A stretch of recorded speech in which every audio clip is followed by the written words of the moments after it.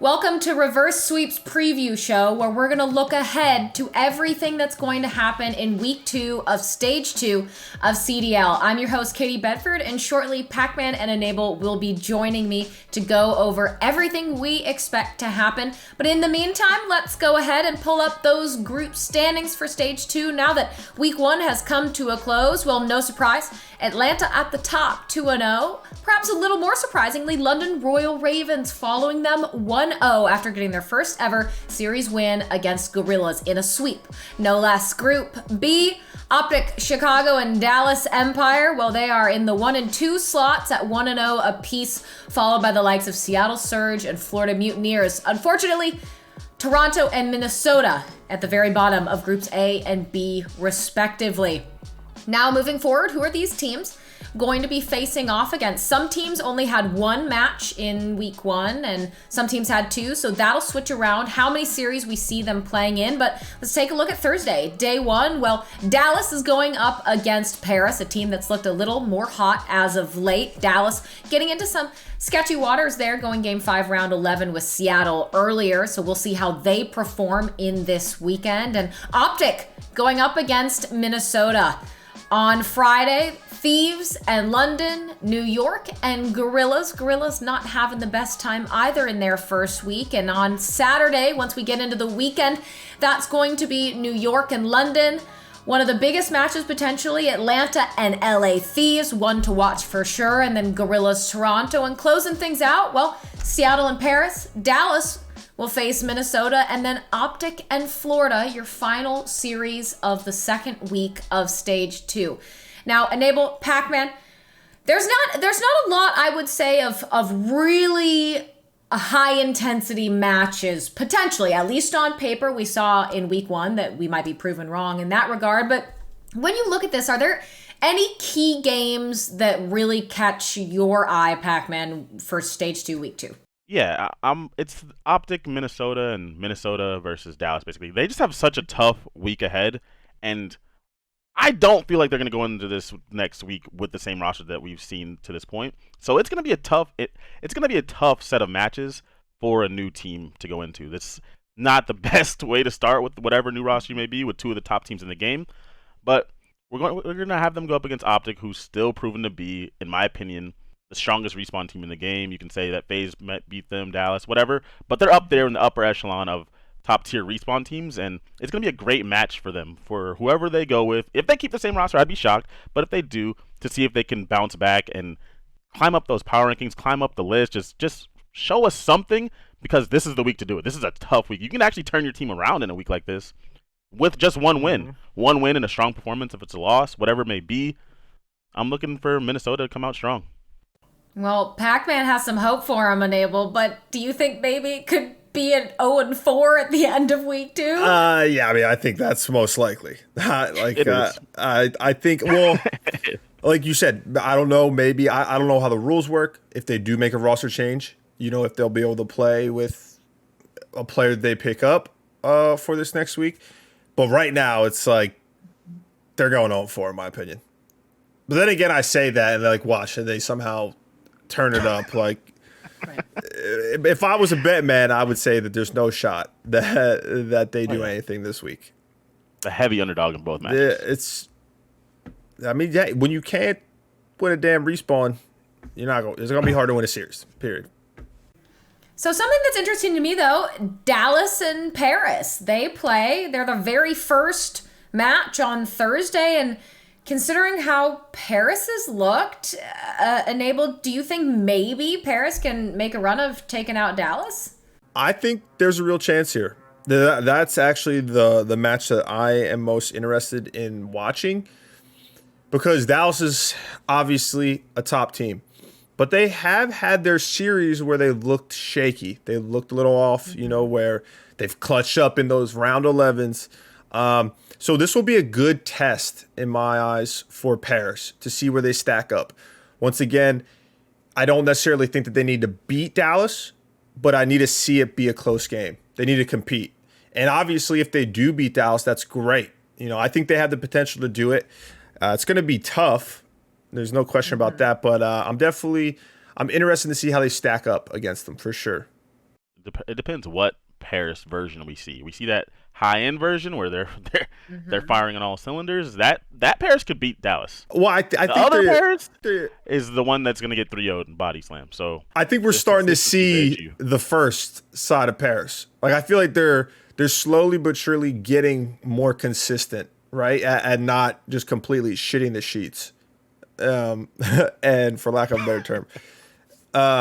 So that's why I'm excited, because I feel like they were super streaky, but they're starting to find their footing in these games. So this is good. I mean, it's going to be a huge test for them because it's the first match of week 2. And if they start out and they beat Dallas, you know they're going to have the momentum on their side, and they could have a really good week. So I'm excited for them. Now, is there anything, Pacman or Enable, any of these other games that maybe not necessarily the one you're most looking forward to, but one that you might potentially be a key game for their group, or a game that you think there could be something unexpected to watch for? Granted, Florida and OpTic, maybe if Florida plays well, but against OpTic, your hardpoint record is not very great. Who knows? I mean, you have a Paris and Seattle later on in the week, but is there any of these, when you look at them, that kind of stand out to you as another game that might fly under the radar, per se, but could be important? Okay, well, this doesn't exactly get to your last point. LA Thieves and FaZe is not flying under the radar. That's a big, huge match, but I feel like it's a really important match for LA Thieves. Not so much for FaZe. FaZe is expected to win. They come and win. Nothing changes. They come and lose. Meh, they lost one. But for LA Thieves, it could mean a lot, right? It could mean roster change. It could mean actually having faith in it going forward, keeping it together. It could mean a lot. It's definitely going to be Kenny's toughest match with playing their sub duo when he's just now starting to play as a sub. This match could mean a lot. We could actually turn that corner and believe that LA Thieves could be a top team. I mean, we know they could be a top team, but this exact version of them could be a top team. So I feel like this is an extremely important match for LA Thieves in particular. Do you guys think, and Enable, quick question for you, do you think then Thieves play London first on Friday? The outcome of that series, do you think that will have any bearing on how Thieves performs when they go up against Atlanta? Yeah, that's a good question. Yes and no, because they should beat London. Okay, London did look pretty good versus LAG. And who knows, maybe they're going to keep improving. But right now, they should beat London. If they come out and they lose to London, whether they get bodied or it's a close series, whatever the case may be, they're obviously not going to be in the right mindset. And kind of what John touched on is, maybe they will make a roster change after that or whatever the case may be. But going up against FaZe, they know that they're the underdog in that series, no matter what, no matter which way you look at it.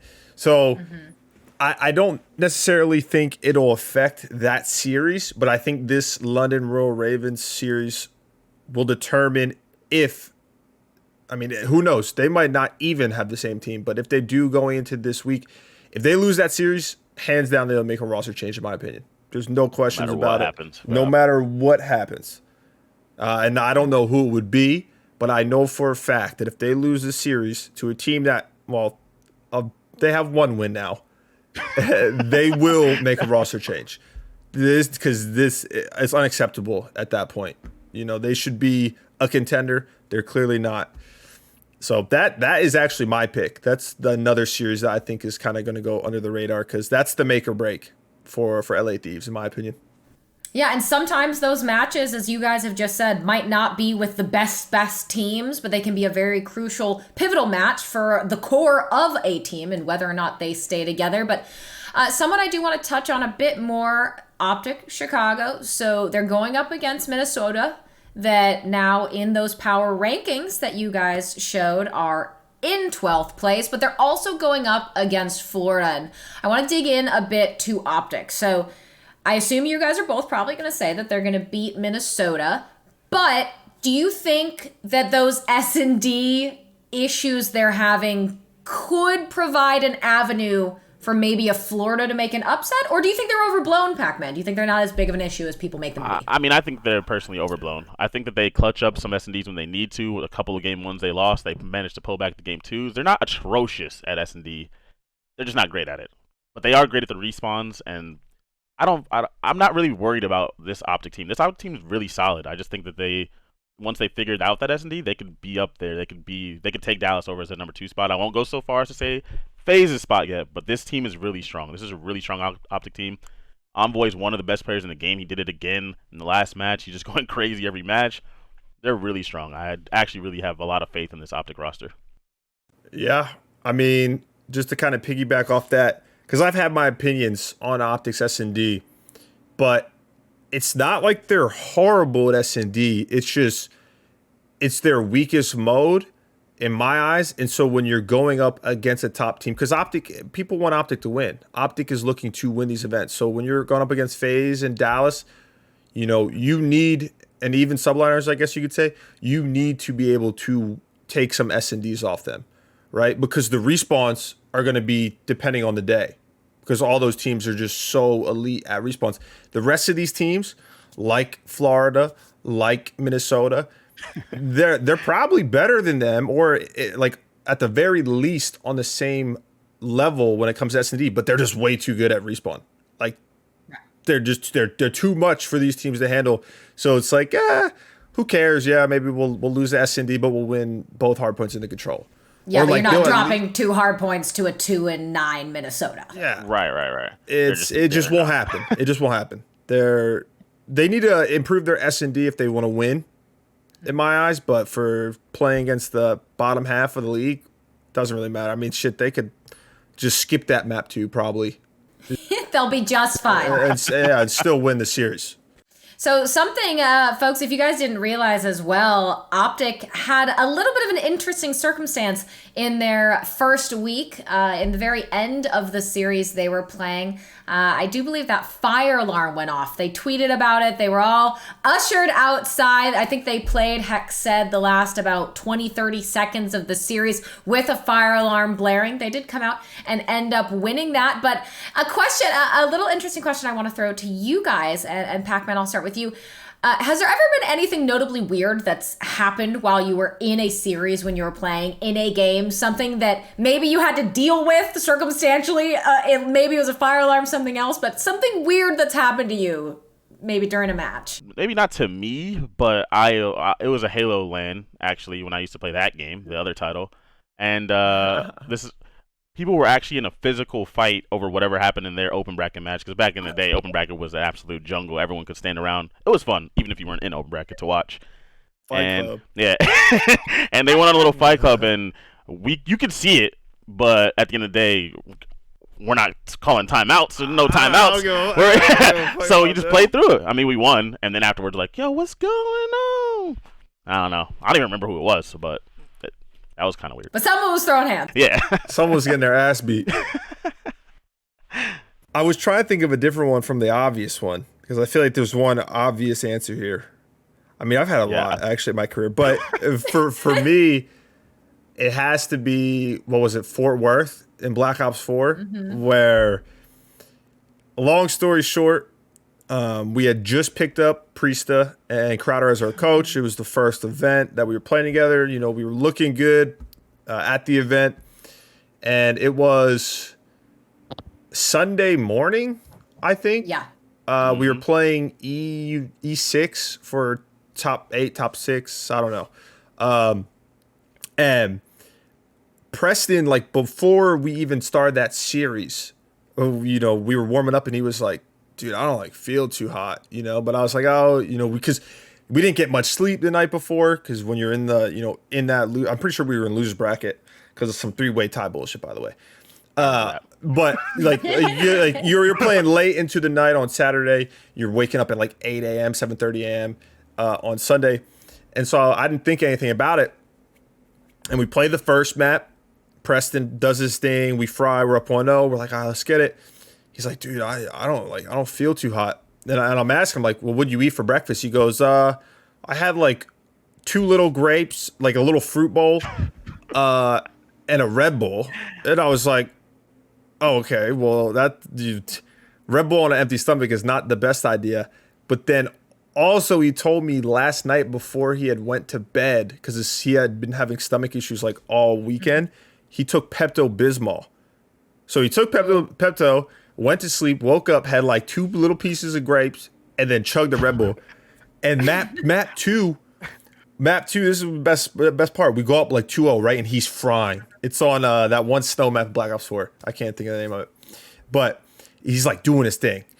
And he goes, dude, I think I'm going to throw up. And like, we all like, in between rounds, we pause, we look over like, what? Like, you're tripping, bro. We're playing E6. Like, we're not playing, like, get your nerves in check. And then, I don't know what round exactly it was, but it was like 4-1. He literally doesn't say a word. The round starts. I see him because he's sitting right next to me too. He sprints through like some area of the map. He has his specialist. He was playing that well. Like pops a 3-piece off rip. Pops a 3-piece and then just blows chunks everywhere. Literally in the middle, right next to me in the middle of the round. I'm just like, I'm trying to win the round. And I'm also trying to dip and dodge off throw up. And I mean, luckily he was okay, but like he threw up, he just felt horrible. He ended up not being able to play for the rest of the tournament. But it was just like, it was one of those things that you never think will ever happen. You know what I'm saying? Like, it's just, I was like, damn, like we could have made a run. Motherfucker threw Pepto-Bismol and Red Bull. But yeah, that was probably the weirdest situation for me. So he costed me. We would have won Fort Worth. Brisa, get it together. But hey, at least he went out with a triple before he ended up. I couldn't believe it. If it literally, I just saw him on the map, just like fly by me, pop a 3-piece, and then bleh. I was like, yo, what the fuck? At least he got his kills before he went out. But yeah, to everyone, that was in BO4 at Fort Worth. Definitely the talk of the day when it happened. But let's keep things moving now. So back to where we are. Stage 2, week 2 for these teams. And one to watch. Pacman, I'll start with you, whether it's a team, whether it's a player. When you look at everyone for this groups A and B, is there anyone in particular you're keeping an eye on so far? I'm going to go off my baseless prediction and think that Minnesota is going to make a team change just because they're horrible, and I believe that they must. And if they don't, I would fire everyone involved in the staff and everything. So I'm going to go with this. They're going to make a change. I just know. I'm going to watch them. I feel like they're the team, when you look at it, they shouldn't be as bad as they are. They just should not be. So with whatever they decide to do, whatever, if they switch roles, if Priestess becomes a main AR, if whatever, they're going to have to move either accuracy or major maniac. They got to do something, but either way, it's going to provide something to watch. And they're playing top tier opponents. So I'm definitely looking out for Minnesota and whatever it is that they do. All right, Enable, one to watch. Team, player. Katie, I'm actually going to give you 2 because I think it's important. Ooh, okay. And because I'm just going to one-up John real quick. So, and 2 players for complete different reasons. The first player is going to be Paul X. And that's because I don't know much about him. I know he's an incredibly talented player, got a lot of hype. I want to see if he can turn this Royal Ravens team around. They've looked pretty solid so far. I really want to see if he can turn into that superstar player that a lot of people are expecting and they have hopes for. And then on the other side of that, I'm going to be looking at Slasher because I think Austin, he hasn't been playing bad by any means, but he hasn't playing up to Slasher's standards. He normally is one of the best ARs in Call of Duty, no matter what title. He's one of the most consistent players in the game, and he hasn't been performing. He has not been performing. I would not be able to say he's a top AR right now, and he needs to. This is like the time where he needs to turn it around and get back to that level. So it's not like he's playing horribly and he needs to improve or else he's getting dropped. But I just want to see him be in the conversation of the best ARs. And I just don't think you can right now. So he's a player I'm going to be looking out at. I mean, he did play pretty solid in both their series last week, but he's got to step it up because they have some interesting matches. Yeah, he's not where he should be, or at least where we would expect him to be. He usually picks it up in the middle. He even did that last year when he was on OGLA. Even when the team was struggling, there's a time where Austin just kind of started putting them on his back. Like he was phenomenal there for a bit. That's what. Yeah, a couple of those I wanna S&D see rounds him. that we saw on maps like Ramazo, where you saw Slasher just run away with it.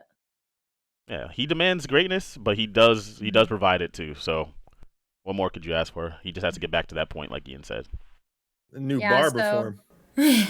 Paul X and Slasher for Enable and Minnesota as a whole for Pacman. The folks to keep an eye on and seeming for them to be kind of high hopes for at least Paul X, and can the others step it up? But now, predictions, and I want something spicy from you guys if you have it for me, but do you have a bold prediction for any one of these series? Any match you say, you know what, I think maybe this person's going to take it, or someone's going to have a blowout, or maybe, I don't know, a London or someone else comes in. Pacman, do you have a bold prediction for the week? A bold prediction. These are some pretty straightforward ones. Let's see. Do I think ROKKR is going to beat Chicago? Absolutely not. But can you imagine? Do I think Paris is going to beat Empire? No. Do I? But they could. But the thing is, I would be more leaning towards that if Dallas didn't just have a close match against Seattle. You know what I mean? So they should be be on edge. They just had that close match. Seattle Surge beating Legion, that's not a huge thing if they continue. You know what? I'm going to go with the ROKKR beating Empire. Don't ask. This is only because they beat them last stage. They beat them last stage. They did. And they're going to be off a really good warm-up with OpTic, where I think they'll lose, but with their new roster that I'm predicting that they have, they'll be in a spot to beat Empire in that second match. Okay, a fresh Minnesota, maybe shaking it up and taking out Empire. If Empire doesn't wake up a bit, maybe they've been a little too lax, but I'm putting Enable in a tough spot. What is yours? Bold prediction. I mean, Katie, I can't even say this because I could say I think LA Thieves will be Atlanta FaZe. But wow. I honestly just I know they could. Maybe. But I know, I mean, that's going to have to be my answer, right? Because there isn't John stole my actual answer. I didn't steal it. I came up with it. Katie asked you. I'm sorry, I did ask Pacman first, so. She's playing favorites out here. But besides that, like, all the other matches are pretty, like, even. Like you said, you have your Seattle versus your Paris. You have your Gorillas versus Toronto. Like, no. I changed that. I changed my answer. Okay. I just saw it. I think Royal Ravens are going to beat Subliners. What? Hear me out. Subliners are obviously great team right now. Great team. I think they're going to go into it just underrating London. I mean, fair play to them because London up until recently, hadn't won a series yet. And I think everyone on London kind of has a chip on their shoulder right now. You know, they were getting disrespected by everyone. They were getting disrespected by me, by you, John. Like, they want to come out. They deserved it because them boys was ass. But I think they're in their mindset. At least I hope they better be. It's like a revenge tour. I think they're going to do everything in their power to come out, play their best COD to date. And I think Subliners just might underestimate them and kind of get caught lacking. So for the record, I really don't think that's going to happen. You don't think, but like that's something juicy, you know. I mean, so you don't think LA Thieves actually has a chance versus FaZe in reality? I mean, the FaZe is going to lose at some point. You understand? Oh yeah, FaZe is going to lose. I think LA Thieves has a chance. Like, I wouldn't be surprised if LA Thieves loses to London and then beats FaZe. Like, because that's just how COD is sometimes. I would be shocked. Okay. Maybe I guessed that bit. But like, I wouldn't be shocked. But I think that is a lot harder because of how good FaZe is than the Ravens upsetting New York. Because, like, come on, bro. FaZe is too good. Like, I'm going to just keep it like. And look at their players on their team. They're not players that are like, when they are at the point where they're considered the best, they kind of like slack off. Like, I'm running into Celium, Mabizi, and Arcides in a league play game. by myself. Like, you know what I'm saying? These guys, they're just grinders. Clay's out, like, doing Pokemon card things. So maybe Pokemon